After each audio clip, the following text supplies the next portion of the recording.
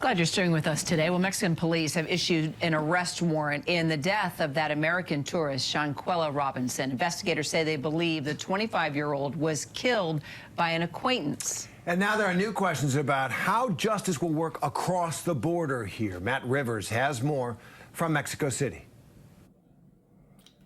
I followed this story. Excuse me, I just started following this story. And there's a YouTuber by the name of The Lead Attorney. He's actually a real attorney as well.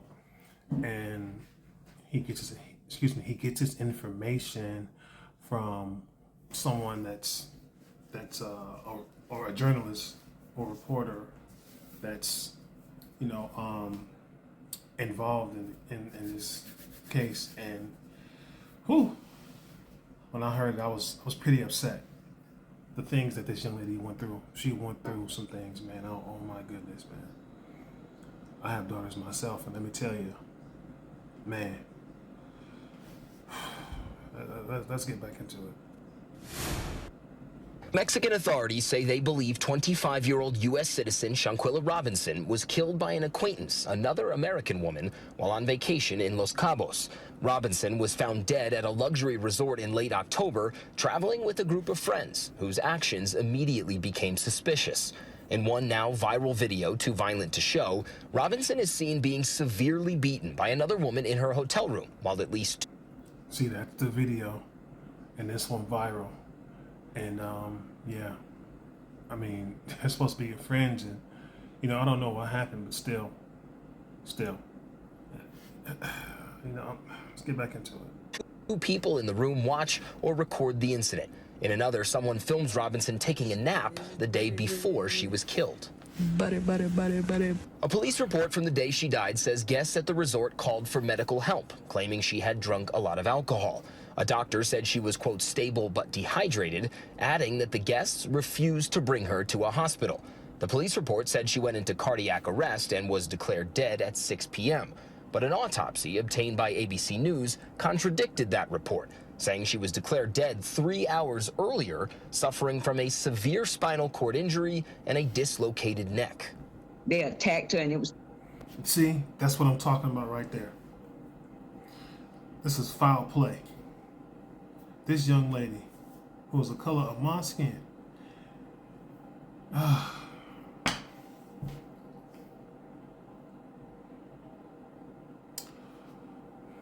nothing she could do, and all she could say is no. She wasn't a fighter, no way. She has a good heart.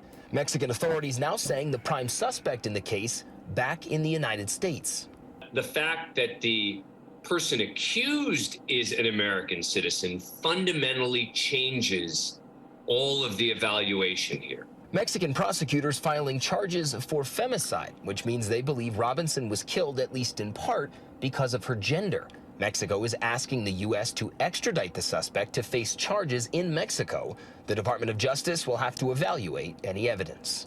If the U.S. authorities and potentially a U.S. court are not convinced that the Mexicans have a very strong case, then it's very unlikely that she would be extradited.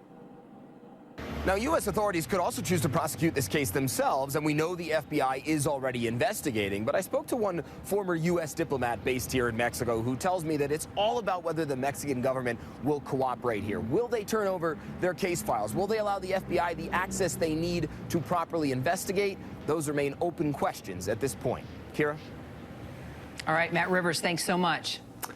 And so for more on this intriguing case, let's bring in former NYPD Chief of Detectives and ABC News contributor Robert Boyce, as well as ABC News contributor, managing partner at the Cochran law firm, Shauna Lloyd. So, Shauna, let me begin with you on this question of extradition. If, in fact, the suspect is developed, the big question now is how would that process work from the U.S. to Mexico? How much we see the movies, people run across the border, but how effective is the extradition process in achieving justice for a suspect who's in Mexico? Well, it's interesting because we do have a treaty that says that there can be extradition when persons are found to have committed a crime. Now, this one's interesting because we have an actual U.S. citizen who's accused of the crime who is still in the U.S. Mexico actually has to submit a request to have this individual arrested and then extradited. It is evaluated by the State Department and the Department of Justice Criminal Investigations International Affairs Office. Once they have found that the legal findings are sufficient to rise to the level of criminality, it's then forwarded to a district judge to issue that arrest warrant, and then a hearing is had. At that hearing, all the evidence is produced from what the Mexico authorities have gathered, and there's a determination if there's enough legally sufficient information in this investigation to determine charges that would support extradition. So, Shauna, could we see Mexico engage in the prosecution regardless of whether the suspect is extradited or not? Absolutely, because the U.S. can actually seek to bring charges against this suspect currently.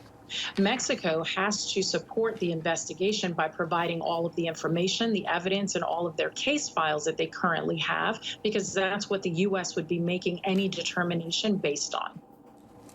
And Bob, this investigation across an international border is going to be complicated. How much cooperation would the United States get from authorities, police investigators in Mexico? Does that work smoothly most of the time?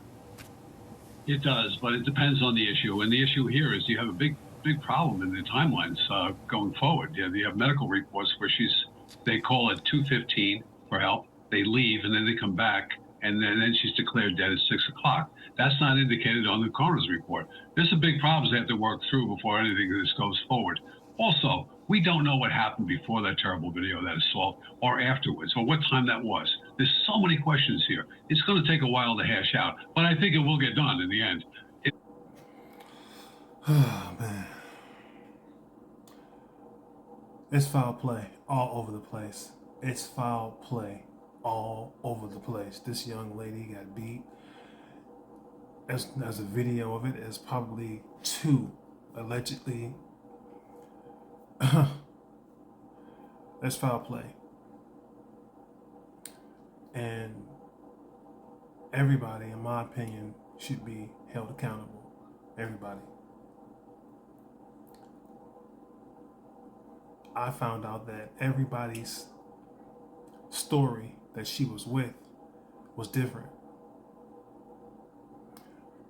It's a lot of foul play, man. And this young lady's father, man, it's really broke his heart. It broke him down. But he said he's gonna fight for justice for his daughter, his only child.